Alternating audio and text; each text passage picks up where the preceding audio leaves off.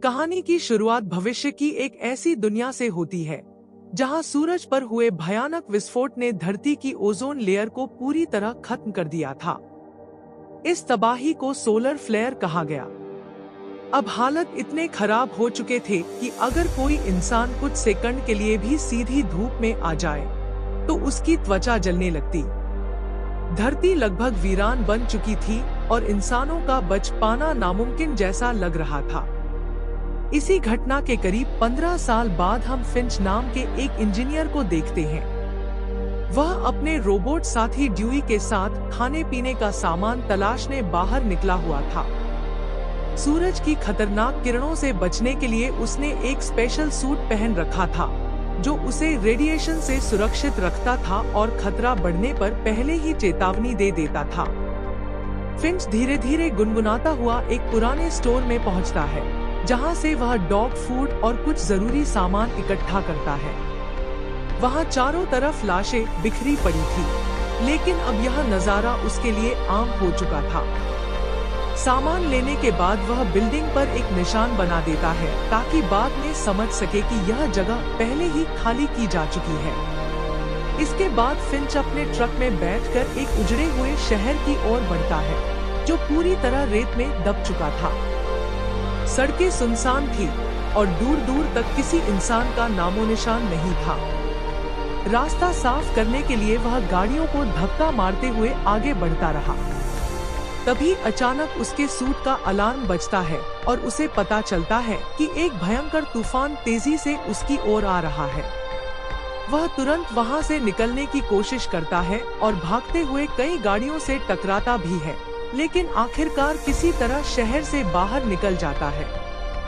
कुछ देर बाद वह अपनी अंडरग्राउंड लैब में पहुंचता है।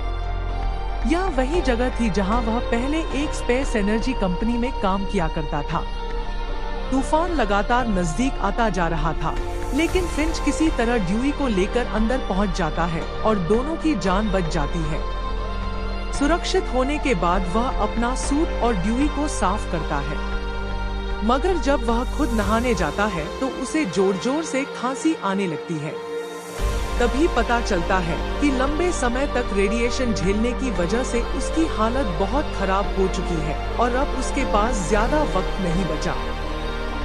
सफाई खत्म करने के बाद फिंच अपने छोटे से कमरे में पहुंचता है जहां उसका प्यारा कुत्ता गुडियर उसे देखकर खुशी से उछल पड़ता है। फिंच उसे प्यार करता है और खाना खिलाता है, लेकिन खुद सिर्फ एक ड्रिंक पीकर रह जाता है क्योंकि उसके पास राशन बहुत कम बचा था। फ्रिज में रखा पीच का कैन देखकर उसका मन ललचा जाता है, मगर वह उसे किसी खास मौके के लिए बचाकर रख देता है। इसके बाद फिंच अपने सबसे बड़े प्रोजेक्ट पर काम शुरू करता है। असल में वह एक ह्यूमनॉइड रोबोट बना रहा था ताकि उसके मरने के बाद भी कोई गुडियर का ख्याल रख सके। उसने लाइब्रेरी की हजारों किताबों की जानकारी स्कैन करके एक डेटाबेस तैयार किया था और अब वही जानकारी वह इस रोबोट के दिमाग में डाल रहा था। काम के बीच बीच में वह अपने कुत्ते के साथ बॉल खेलकर थोड़ा मन बहला लेता था। रात को जब फिंच रेडिएशन से जुड़ी एक किताब पढ़ता है तो उसे एहसास होता है कि उसकी मौत अब ज्यादा दूर नहीं। इसलिए वह आराम करने की बजाय पूरी रात रोबोट बनाने में लगा रहता है। धीरे धीरे रोबोट का सिर तैयार हो जाता है, बस आंखों की कमी थी।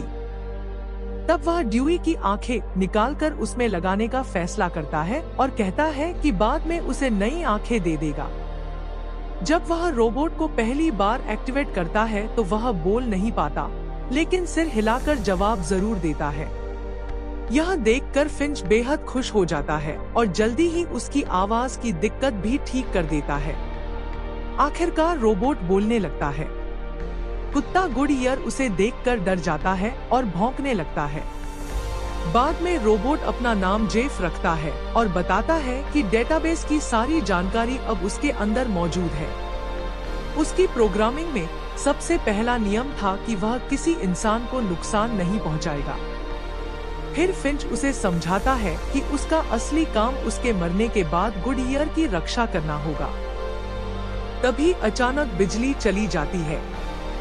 फिंच बाहर जाकर विंड टरबाइन ठीक करता है और उधर जेफ गुडईयर से दोस्ती करने की कोशिश करता है, मगर गुडईयर उसकी टांग पर पेशाब करके वहां से चला जाता है। उसी दौरान फिंच दूर एक और खतरनाक तूफान देखता है। मौसम की रिपोर्ट से पता चलता है कि अगले 24 घंटे में 4 बड़े तूफान मिलकर एक ऐसा बवंडर बनाएंगे जो करीब 40 दिनों तक चलेगा। इससे बच पाना लगभग असंभव था। इसलिए फिंच फैसला करता है कि उन्हें तुरंत यहाँ से निकलना होगा। रवाना होने से पहले वह आखिरकार अपना बचाकर रखा हुआ पीच कैन खा लेता है और नक्शे में एक आखिरी उम्मीद ढूंढता है, सैन फ्रांसिस्को। अब उन्हें पश्चिम दिशा में उसी शहर तक पहुंचना था। फिंच जल्दी जल्दी जेफ का शरीर पूरा करता है और डाटा ट्रांसफर तेज कर देता है। हालांकि प्रक्रिया पूरी नहीं हो पाती, लेकिन समय कम होने के कारण वह उसी हालत में जेफ को तैयार कर देता है। धीरे धीरे जेफ चलना सीखता है। शुरुआत में वह बार बार गिरता है, मगर फिर संभल जाता है। फिंच ड्यूई को सिक्योरिटी कैमरों से नई आंखें देता है और आखिरकार पूरी टीम आरवी में बैठकर सफर पर निकल पड़ती है। रास्ते में चारों तरफ फैले रेगिस्तान को देखकर फिंच उन्हें पुराने दिनों की बातें बताता है, जब धरती पर हरियाली, फूल और जानवर हुआ करते थे। आगे सफर के दौरान फिंच और जेफ के बीच रिश्ता मजबूत होने लगता है।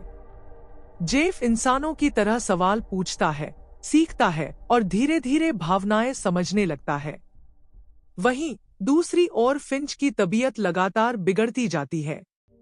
वह खून की खांसी से कमजोर होता जा रहा था, लेकिन फिर भी गुडईयर की सुरक्षा के लिए आगे बढ़ता रहा। एक दिन जब जेफ अकेले सामान लेने निकलता है तो ड्यूई एक जाल में फंसकर बर्बाद हो जाता है। यह देखकर फिंच टूट जाता है। उसी दौरान उन्हें एहसास होता है कि आसपास कुछ खतरनाक लोग भी मौजूद हैं। किसी तरह जान बचाकर वे वहां से निकलते हैं, लेकिन अब फिंच की हालत और ज्यादा खराब हो चुकी थी। बाद में जब वे आगे बढ़ते हैं तो अचानक उन्हें महसूस होता है कि यहाँ की धूप पहले जितनी खतरनाक नहीं रही। फिंच अपना हाथ बाहर निकाल कर देखता है और पहली बार उसकी त्वचा नहीं जलती। आसपास तितलियां और फूल देखकर उसकी आंखों में खुशी आ जाती है। उसे एहसास होता है कि शायद धरती फिर से ठीक होने लगी है।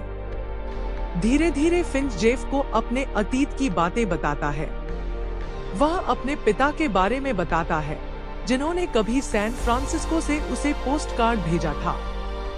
वही जगह अब उसकी आखिरी मंजिल बन चुकी थी। लेकिन फिंच जानता था कि वह वहां तक शायद जिंदा नहीं पहुंच पाएगा। आखिरकार एक दिन उसकी हालत बेहद गंभीर हो जाती है। वह जेफ से कहता है कि उसने उसकी बहुत मदद की है। फिर दोनों हाथ मिलाते हैं और गले लगते हैं। रात होते होते फिंच हमेशा के लिए दुनिया छोड़ देता है। गुडईयर उसके पास बैठा रोता रहता है और जेफ समझ जाता है कि उसका दोस्त अब नहीं रहा। फिर जेफ और गुडईयर मिलकर फिंच का अंतिम संस्कार उसी तरह करते हैं जैसे वाइकिंग्स किया करते थे। शुरुआत में जेफ अकेला महसूस करता है, लेकिन फिर उसे याद आता है कि उसने गुडईयर का ख्याल रखने का वादा किया था। वह उसे खाना खिलाता है और पहली बार गुडईयर बॉल वापस उसी के पास लाकर देता है। अब आखिरकार दोनों के बीच भरोसा बन चुका था। इसके बाद दोनों सैन फ्रांसिस्को की ओर अपना सफर जारी रखते हैं। जब वे गोल्डन गेट ब्रिज पहुंचते हैं, तो जेफ उसकी खूबसूरती देखकर हैरान रह जाता है। वहां उसे लोगों के छोड़े हुए संदेश मिलते हैं, जो उन्होंने अपने परिवारों के लिए लिखे थे। यह देखकर जेफ फैसला करता है कि अब वह बाकी बचे इंसानों को ढूंढकर उनकी मदद करेगा। अंत में वह एक पोस्टकार्ड पर अपनी टीम की तस्वीर बनाकर वहां छोड़ देता है और गुडईयर के साथ एक नई जिंदगी की शुरुआत करने निकल पड़ता है।